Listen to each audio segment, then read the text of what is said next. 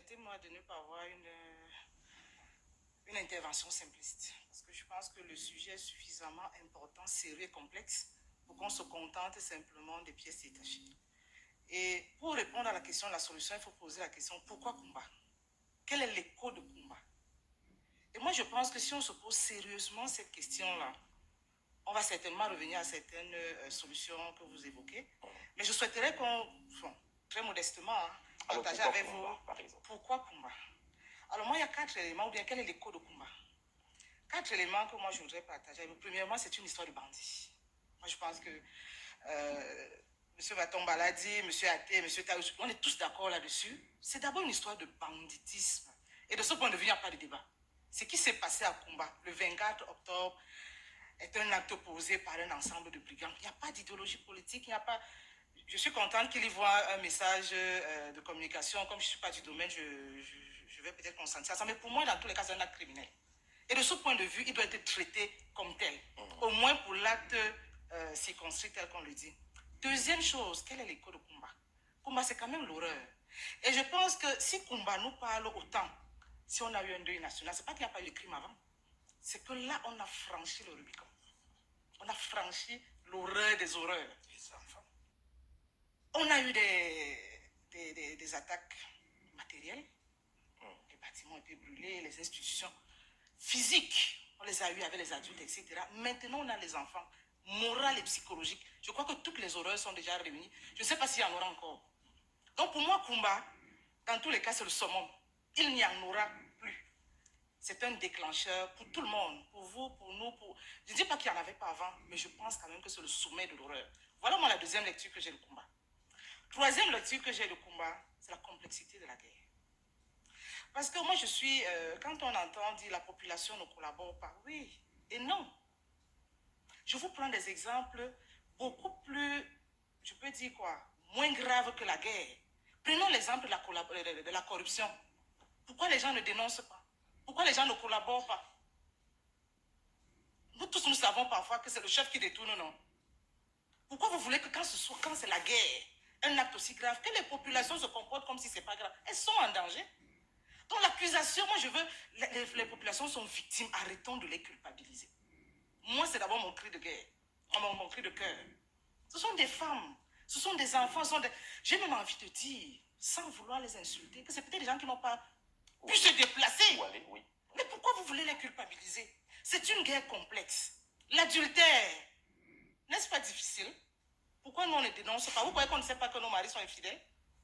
Pourquoi est-ce que vous voulez que ce soit ces populations-là, face à l'arme, face à la mort, prennent ça de manière aussi simple? Donc c'est une histoire, de mon point de vue, extrêmement complexe. J'ai même envie de dire que moi, je n'ai même pas d'armes ou d'outils pour résoudre le problème. Mais je crois qu'il y a les sciences. Il y a également des disciplines, il y a également des outils pour accompagner ce type de phénomène.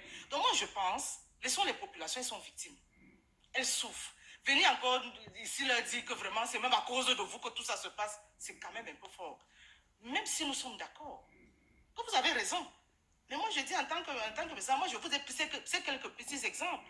La corruption, personne ne meurt. Mais pourquoi ça ne finit pas? Qui ne collabore pas? Pourquoi il n'y a pas de dialogue national autour de la corruption? Ce n'est pas un phénomène grave. Maintenant quand c'est la guerre, c'est simple, les populations ne collaborent pas, il faut le dialogue national. Commençons par résoudre les problèmes avec le dialogue national, les mêmes outils, ces petits problèmes-là. Si ça réussit, c'est que vraiment peut-être l'hypothèse, la conjecture, parce que là on est obligé de fonctionner par conjecture. Donc moi je pense, et ça c'est le troisième élément, c'est une guerre complexe. D'autant plus complexe qu'elle touche au comportement. Ce sont nos enfants. Hein. Ils l'ont dit tout à l'heure. Moi je vous ai parlé de mon village, on se connaît tous. Ça veut donc dire qu'à un moment donné, peut-être que si c'est mon enfant, d'accord, je ne sais pas comment ça se passe sur place, le réflexe humain voudrait que je lui parle, que je le supplie, que je le cache sous le lit, non. Maintenant, je suis exposé, il est exposé, tout, c'est difficile.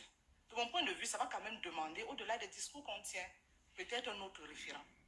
Et c'est valable pour nous, c'est valable ailleurs. Le terrorisme aussi change de forme. En France, tu mets au couteau. Ça veut donc dire que de mon point de vue, la situation complexe doit être analysée également avec un esprit beaucoup plus complexe. Les messages à la population, bon, moi je suis très mal placée pour donner des leçons à qui que ce soit, mais en tant que population, à ce moment je change de cap, je dis si je vis ce que je vis, en plus de cela, je suis accusée. En plus de cela, j'ai même un enfant qui dérape. Parce qu'on a plein d'enfants là qui prennent la drogue. Et ça, c'est un crime. Quelle est la maman qui est partie livrer son enfant à la police? C'est humain. Donc moi, je dis, je n'ai pas d'outils, mais reconnaissons que c'est complexe. C'est complexe comme il l'a dit, bon, sur le champ de la guerre.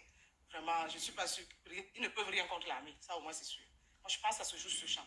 Dernier élément, et permettez-moi d'être libre de ce point de vue-là. Le dernier élément, c'est que c'est une crise, le combat, c'est quand même la conséquence du Nozo. C'est une crise éminemment politique. Vraiment, qu'on le veuille ou qu'on ne le veuille pas, quand on va arriver aux solutions, la solution sera politique ou devra, de mon point de vue, être politique. Tout à l'heure, je suivais avec beaucoup d'attention Serge Matomba, qui va faire un gouvernement quand il sera président. Je suivais et il a lâché un mot, alternance. Alors tout de suite, je me suis dit, mais n'est-ce pas là le problème? Parce que le reste, il y a les symptômes du problème. Quand on voit la lisibilité de la crise, on a commencé par les revendications corporatives. Nous tous, on savait que ce n'est pas ça le problème. Personne n'est naïf dans tous les cas, mais surtout par le gouvernement, surtout par les politiciens. Ce sont des alertes. Et au fur et à mesure que la crise avance, on se rend compte qu'on perd de traçabilité idéologique. Mais le problème, c'est l'alternance. Et moi, je pense, concernant l'alternance, quand on voit l'histoire du Cameroun, et très modestement, je le dis encore, 92, les gens ont eu l'impression qu'il pourrait y avoir alternance. Après 92, tout le monde tire les conséquences de 92, et particulièrement les gens qui gèrent se disent, bon, tout parti politique veut bien rester au pouvoir, on s'organise, etc. Donc, si le problème d'alternance se pose, et si Koumba nous parle, c'est que les gens se disent, et y compris Serge Matomba, j'imagine, à défaut de l'alternance, est-ce qu'on ne devrait pas partager le pouvoir? Tous les débats du fédéralisme. Du statut spécial, on va peut-être revenir là-dessus dans les solutions. Et moi, je crois que c'est là qu'est la solution. Parce qu'on va s'asseoir, on va dialoguer. C'est une très bonne chose. Moi, je suis d'accord là-dessus.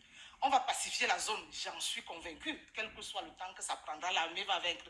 Mais ça ne va pas résoudre le problème du nozo, c'est le problème de l'alternance ou du partage du pouvoir. Parce que l'alternance est difficile. Le message que les partis politiques nous donnent, c'est quoi? Partagez au moins le pouvoir. D'accord, sur ce terrain, nous avons perdu. On veut le fédéralisme. Quand on suit ces échos-là, on veut le statut spécial. Tout le monde a dansé.